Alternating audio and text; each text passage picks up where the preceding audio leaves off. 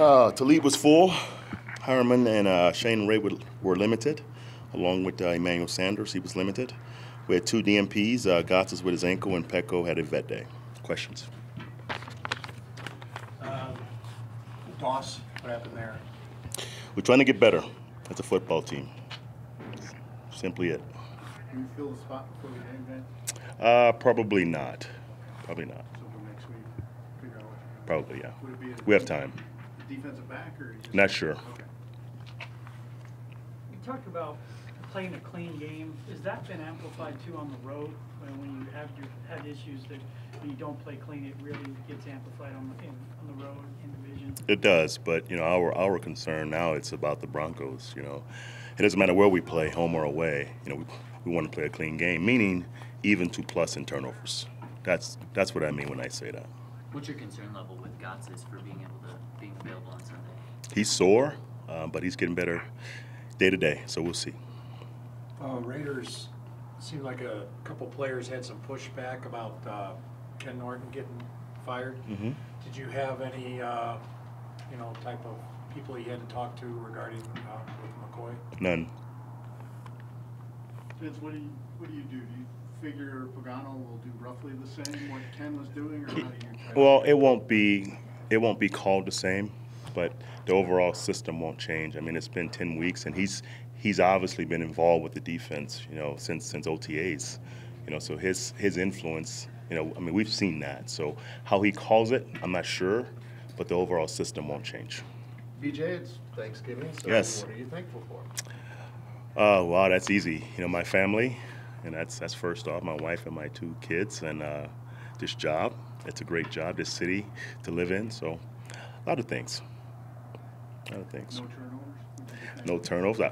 I would be really thankful for that, right? So we'll see. Beyond quarterback, do we expect to see young guys continue to get maybe more reps as we move forward, or is that Whatever helps us win on Sunday, we'll do. But right now we're not trying to get young guys reps on purpose. If they can help us win, absolutely we'll play those guys. Like Mount last week, and Joseph Jones and Austin Traylor, right? I mean, those kids played well last week, so that was fun to see.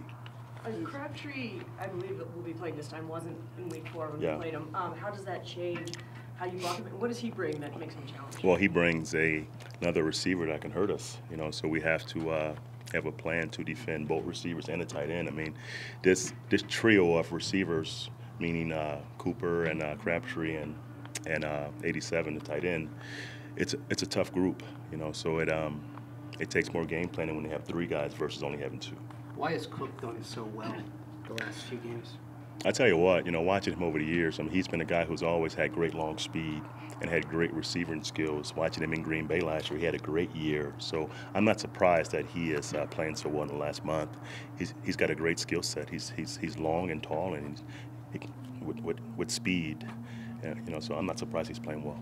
Vance, how have you tried to figure out how can you give up so few yards and had so many touchdown passes against you? Where does that happen? Well, I think it happens, like last week it was really 3 third downs, and we're trying to apply pressure. We're trying to keep them out of field goal range a lot of times when it's in a high red zone, so we're playing cover 1. It's a matter of winning more one-on-one battles. That's what it comes down to. We've been in games where we've been trailing and every point matters. So we've been aggressive on defense, and that comes down to winning one-on-ones, rushers and cover guys. So offenses have made you sort of pay for that?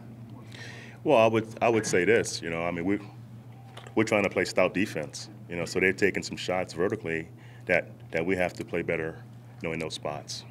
Because that's kind of an odd combination to be so few yards surrendered. Absolutely. But touchdown passes come, from being in the high red zone and giving up a 20-yard play or giving up a 3-yard play. Last week it was a 1-yard touchdown. So you can say touchdown passes, but there've been a lot of short ones, in the red zone also. Bill Musgrave said yesterday the only way to truly learn and evaluate a quarterback is by having them play in games. Would you agree? I would agree with that.